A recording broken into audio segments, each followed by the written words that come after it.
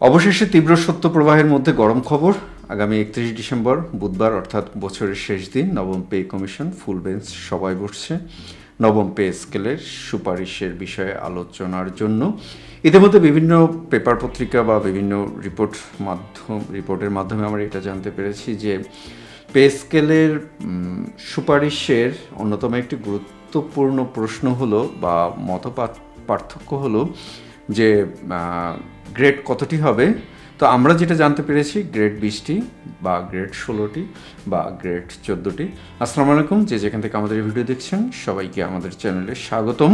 নবম জাতীয় pay scale সংক্রান্ত মূল তথ্যসমূহ বেতন গ্রেড নিয়ে 3 ধরনের প্রস্তাব। বর্তমানে সরকারি চাকরিতে 20টি গ্রেড বিদ্যমান থাকলেও কমিশন এটি কমিয়ে আনার কথা ভাবছে। 3টি ভিন্ন মত হলো বিদ্যমান 20টি গ্রেড রাখা, কমিয়ে 16টি করা, অথবা বৈষম্য দূর করতে 14টি গ্রেডে নামিয়ে আনা। অন্য কিছু প্রতিবেদনে 13 গ্রেডের প্রস্তাবনার কথাও উল্লেখ আছে।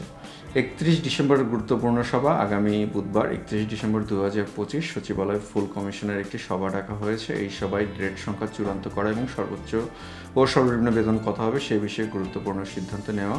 বাস্তবায়ন নিয়ে অনিশ্চয়তা। অর্থ উপদেষ্টা ডক্টর সালাউদ্দিন আহমেদ জানিয়েছিলেন, নতুন পে স্কেল কার্যকরের চূড়ান্ত সিদ্ধান্ত বর্তমান অন্তর্বর্তী সরকারের নয়, বরং পরবর্তী নির্বাচিত সরকার গ্রহণ করবে।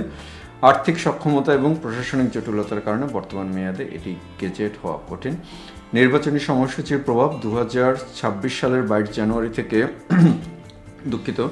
জাতীয় নির্বাচনের প্রচারণা শুরু হওয়ার কথা রয়েছে। অন্যদিকে কমিশনের সুপারিশ আসতে পারে জানুয়ারির দ্বিতীয় সপ্তাহে। এই অল্প সময়ে সুপারিশ পর্যালোচনা এবং গেজেট প্রকাশ করা প্রায় অসম্ভব বলে মনে করা হচ্ছে। রিপোর্ট জমার বিলম্বের কারণ। অভিযোগ রয়েছে যে কমিশনের সদস্যরা তাদের 6 মাসের পূর্ণ সম্মানী ভাতা নিশ্চিত না হওয়া পর্যন্ত রিপোর্ট জমা দিতে চাচ্ছেন না। এছাড়া বিভিন্ন সংগঠন থেকে বিপুল সংখ্যক প্রস্তাব চুলচেরা বিশ্লেষণ করতেও সময় লাগছে।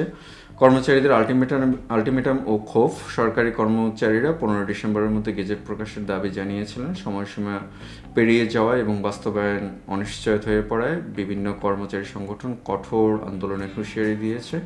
কমিশনের অনড় অবস্থান। আন্দোলন বা কঠোর কর্মসূচিতে বিচলিত না হয়ে কমিশন একটি বাস্তবসম্মত ও স্থায়ী সুপারিশ তৈরির দিকে মনোযোগ দিচ্ছে বলে জানানো হয়েছে।